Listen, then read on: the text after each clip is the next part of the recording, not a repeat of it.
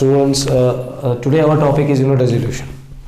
तो resolution actually partnership accounting का last topic है जिसको हमें आज पढ़ना है। बहुत ही इजी टॉपिक है, बहुत ही इजी टॉपिक है, क्योंकि जब हम बिज़नेस बनाते हैं बनाने में बहुत टाइम लगता है, लेकिन जब हम बिज़नेस को ख़त्म करने की बात आती है तो हम क्या उसको मतलब डिस्ट्रक्शन में बहुत कम टाइम लगता है एक्चुअली, ठीक है। तो कंस्ट्रक्ट करने को टाइम लगता है, डिस्ट्रक्ट करने को कम टाइम लगता है। आपको तो पता भी होगा डिस्ट्रक्शन किस किस तरीके से चीज़ों की होती है और कितने फास्ट तरीके से होती है, ये तो सबको पता है। तो सेम इज़ द केस, आज ऐसी सिचुएशन आ गई है पार्टनरशिप अकाउंटिंग में जहाँ पे हमें बिजनेस को अपने बंद करना होगा।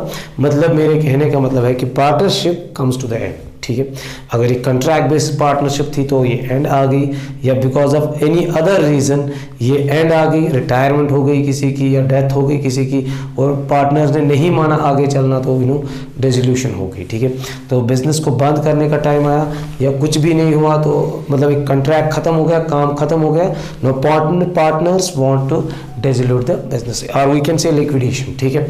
बिजनेस को बंद करना, अब बिजनेस को बंद करना बड़ी आसान बात भी नहीं है। और accounting is as you have heard that in 11th कि भाई at the time of insolvency, at the time of dissolution, accounting will help, ठीक है।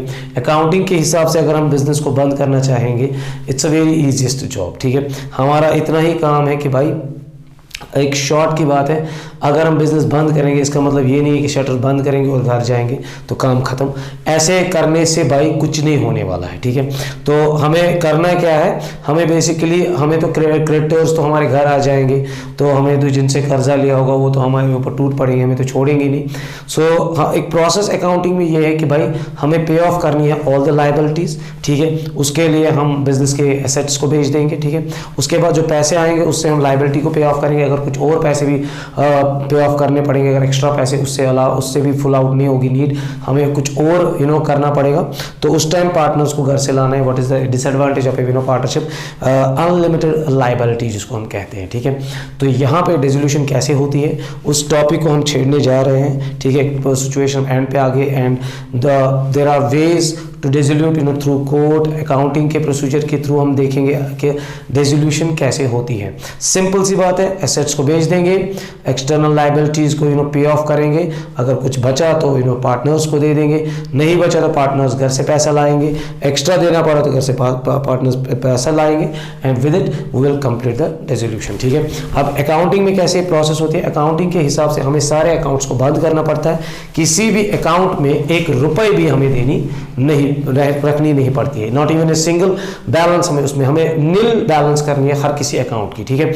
इसका मतलब ये हुआ कि हमारे जो बैलेंस शीट में ये जो बैलेंस शीट हमारा होता है, liabilities amount, assets amount, fine, तो इसमें जितनी भी चीजें होती है, से फॉर एग्जांपल यहाँ पे मैं लिखूंगा कोई फर्नीचर है या कोई मशीनरी है या कोई बिल्डिंग है या कोई डेटर है, etcetera etcetera, there are lot of things which can be in the assets, fine. इनका मैं वैल्यू एक इमेजिनेशन वैल्यू लिखता हूँ यहाँ पे 10,000, 20,000, 50,000 एंड 60,000। मेरा क्वेश्चन ये है आपसे, व्हाट इट रिप्रेजेंट्स, इसका मतलब क्या होता है।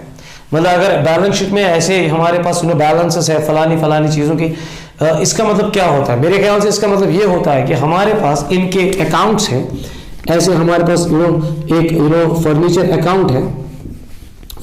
अकाउंट है ऐसे, उस फर्नीचर अकाउंट की बैलेंस बेसिकली पार्टिकुलर अमाउंट यहां से, तो बैलेंस ब्रॉट डाउन उसकी 10,000 है। इट मींस कि फर्नीचर एसेट है, एसेट की बैलेंस डेबिट है, डेबिट बैलेंस मतलब इसकी अवेलेबल बैलेंस, इसका वैल्यू फिगर में इतना है, 10,000 है हमारे पास। इट मींस दिस, और इस अकाउंट को हमें क्लोज करना है। ऐसे हमारे पास मशीनरी अकाउंट है, बिल्डिंग अकाउंट है, डेटर्स अकाउंट है। मैं अकाउंटिंग प्रोसीजर दिखा रहा हूं, हम कैसे बिजनेस को डिसोल्यूट करते हैं। अगर पार्टनरशिप में ऐसी सिचुएशन आई और हमारे पास पार्टनर्स आ गए और उन्होंने हमें कह दिया कि हमारे बिजनेस को वाइंड अप करना है, what is the accounting procedure of that thing, fine. जो भी हम उनसे मांगेंगे बैलेंस शीट में ये बैलेंसेस होंगी। इन बैलेंसेस का मतलब ये है कि हमारे पास इनके अकाउंट्स हैं, इन अकाउंट्स को हमें क्लोज करना है। We need to have a zero balance of these accounts. कैसे कर सकते हैं वो सब चीजें? हम इन अकाउंट्स को तब जीरो कर सकते हैं जब इनके क्रेडिट साइड में भी 10,000 रुपीज होंगे, और 10,000 होने की वजह से ये दो साइड्स इक्वल आ जाएंगे और यहां पे कोई बैलेंस नहीं बचेगी, बैलेंस कैरीड आउट कुछ भी नहीं होगी, नथिंग, जीरो। और इसको किससे करेंगे हम? आपको नहीं ऐसा लगता है रियल लाइफ में हम क्या करेंगे? हम इन एसेट्स को जाएंगे बेचने। जब हम इन एसेट्स को बेचने जाएंगे, आपको क्या लगता है एक दिन में इसका एक झटके में पैसा आ जाएगा? It will take time, actually it will take time, ठीक है। जब टाइम लेगा 10 दिन, 15 दिन, 20 दिन, 30 दिन, इसका मतलब हमने इनको रिकवरी पे भेज दिया, इनसे कुछ ना कुछ रिकवर होगा।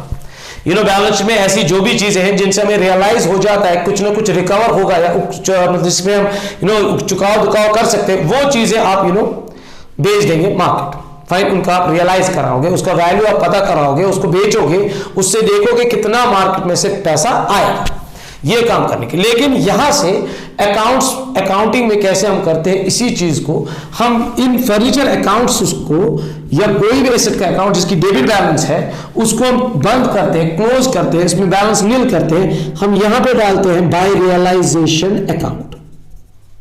रियलाइजेशन अकाउंट यहां पे डालते हैं। हमें जब रेजोल्यूशन करना होता है, इसका मतलब हमें एक अकाउंट बनाना है जिसको हम बोलते हैं realisation account, not revaluation account. I am talking about realisation account जिसका नेचर नॉमिनल होता है, डेबिट, क्रेडिट, पार्टिकुलर्स अमाउंट, ये हमारा रियलाइजेशन अकाउंट। इस अकाउंट की हेल्प से हम अकाउंटिंग में सारे अकाउंट्स बंद करेंगे और पैसे रिकवर करके सारे एक्सटर्नल लायबिलिटीज को पे ऑफ करेंगे। This will be our job. और सिंपल तरीके से इसकी जर्नल एंट्री भी होगी, मतलब फर्नीचर अकाउंट अगर डेबिट है, अगर एसेट अकाउंट कोई डेबिट बैलेंस दिखा रहा है, उसको बंद करने के लिए हमें क्या करना है? उसको क्रेडिट। तो इट मींस हमें फर्नीचर अकाउंट को यहां पे क्रेडिट लेना है और रियलाइजेशन अकाउंट से डेबिट करना है, और ये सब एसेट्स पे होगा, एवरी एसेट। ये इसकी जर्नल एंट्री, ठीक है। तो इसका मतलब रियलाइजेशन में यहां पे फर्नीचर आएगा, ऐसे फर्नीचर अकाउंट, वो भी 10,000। This will be like the process. इसका मतलब हमने रिकवरी पे ले गए एसेट्स। मतलब मैं कहने की बात करूंगा, कोशिश यहां पे अगर हमारे पास बिल्डिंग अकाउंट भी है, छोटी छोटी figures I am using to make you guys understand, ये बड़ा ही आसान है। यहां पे इसकी टू बैलेंस ब्रॉड डाउन रहेगी 20,000, और तो सेम क्लोज करने के लिए हमें इस साइड से भी 20,000 लाना है। कैसे लाएंगे? हम ऐसे अकाउंटिंग के स्टाइल से लाएंगे और एक नील हो जाएगी। ऐसे हमारे पास लायबिलिटी साइड में like we will have creditors over there, इनको एक साथ हम चुकाव दुकाव कर सकते हैं। There can be a bank loan, fine, okay, there can be I will rub this entries. तो कैपिटल्स इनको तो नहीं, इनके साथ क्या चुकाव दुखाव करेंगे तो कैपिटल अकाउंट्स होंगे। अच्छा, यहां पे जितनी भी ऐसी चीजें आपको लगेंगी, रिजर्व्स, उसके साथ तो कुछ भी नहीं कर सकते। पार्टनर्स का अनडिस्ट्रीब्यूटेड प्रॉफिट है, जितनी भी ऐसे ऐसे हमें फील जहां पे आएगा कि भाई अकाउंट, इनके साथ हम चुकाव दुखाव, इनको हम रिकवरी कर सकते हैं, इनके अकाउंट्स यहां से अकाउंटिंग में हम क्लोज करेंगे। I can show you over here, like एक क्रेडिटर्स अकाउंट हमारे पास होगा, डेबिट, क्रेडिट, पर्टिकुलर्स अमाउंट, इसकी बैलेंस बाय बैलेंस यहां से होगी brought down. Creditors, liability, credit, fine, तो यहां पे कोई बैलेंस होगी। से फॉर एग्जांपल क्रेडिटर्स की बैलेंस यहां पे मैंने 5,000 रखी, और वो विद 5,000, तो इसको क्लोज करने के लिए from this side we should have something. हम क्या डालेंगे? रियलाइजेशन अकाउंट 5,000, और यहां पे भी 5,000, fine. It means the general entry will be creditors account will be debit to realization account. मतलब in short, sundry assets will be going for the credit और sundry liabilities will go in the credit में जाएंगे, ठीक है। तो ये हमारा accounting procedure है, ऐसे हम इसको रिकवरी पे भेज देते हैं। हम सारे लाइबिलिटीज को यहां से जाएंगे, जितनी भी लाइबिलिटीज होगी जिनके ऊपर हमें पैसे देने होंगे, और यहां पे हम सारे एसेट्स के साथ जाएंगे वन बाय वन, ठीक है, जो जो हमें रियलाइज होंगे। पहली बात ये चीज हमें ये काम करना है। दूसरा काम हमारा जो है, हम इसमें सारे अकाउंट तो बंद करेंगे, लेकिन कुछ अकाउंट्स कुछ टाइम तक ओपन रखेंगे, लाइक कैपिटल अकाउंट, फाइन, यहां पे हम कैपिटल अकाउंट भी रखेंगे, कैपिटल अकाउंट भी रखेंगे, मान के चलते ए बी पार्टनर का कैपिटल अकाउंट भी ओपन ही रहेगा, फाइन। यहां से हम जब पैसे वापस देंगे in the form of cash और बैंक, यहां पे रिकवरी के बाद पैसा देंगे बाय कैश और बैंक, जो रिकवर एसेट्स पे अमाउंट होगा वो यहां पे उसकी एंट्री। अगेन जब से फॉर एग्जांपल इसके बाद ये प्रोसेस है, जब एसेट्स को हम बेचेंगे तो वहां से ऑब्वियसली कैश आएगा, तो हम वापस यहाँ पे एसेट का नाम नहीं लिख सकते, बल्कि हम लिखेंगे टू रियलाइजेशन अकाउंट। अब क्योंकि उनके अकाउंट्स क्लोज हो गए, बड़ा आसान, बहुत ही ठीक, रियलाइजेशन अकाउंट का ही प्रोसेस। और लायबिलिटीज को हम पैसा देंगे उस time realisation account debit to cash account और बैंक अकाउंट, फाइन।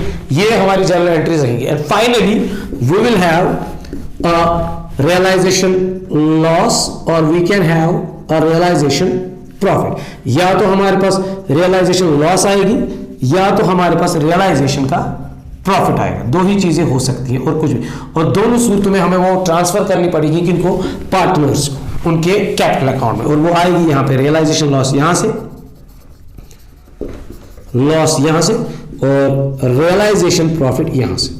किसी भी अकाउंट में से दूसरे अकाउंट में ट्रांसफर करना वो डेबिट से क्रेडिट बन जाता है, और यहाँ पे हमने ट्रांसफर कर दिया, रियलाइजेशन अकाउंट हमने मतलब डेबिट कर दिया to partners capital account, A B होगा, जो भी पार्टनर होगा उनका कैपिटल अकाउंट क्रेडिट होगा, अगर लॉस होगी तो उनका अकाउंट डेबिट होगा, ठीक है। Being loss transfer to the realisation loss transfer to the partners, और अगर प्रॉफिट ट्रांसफर किया being profit transfer to the being realisation profit transfer to the partners. बड़ा ही ईजी, बहुत ही ईजी, ठीक है। और यहां पे हम जब बैलेंस कैरी डाउन निकालते थे, अब बैलेंस कैरी डाउन नहीं, अब कैश पे ऑफ हो जाएगा भाई, कैश पे ऑफ हो जाएगा। और यहाँ पे इनकी पुरानी बैलेंसेस भी बिजनेस के अंदर जो रही होगी वो यहाँ पे, ठीक है। या तो रियलाइजेशन प्रॉफिट आ गया तो रियलाइजेशन लॉस, अगर कोई रिजर्व होगा भाई यहाँ से, या इन केस डिस्ट्रीब्यूशन के टाइम कोई पार्टनर कहेगा कि मैं फलानी एसेट अपने साथ ले जाऊंगा, I will give you some kind of money, वो भी चलेगा, उस टाइम पार्टनर का कैपिटल अकाउंट डेबिट हो जाएगा, ठीक है। अगर कोई पार्टनर एक्सपेंसेस देगा, इस प्रोसेस में कुछ खर्चे लगेंगे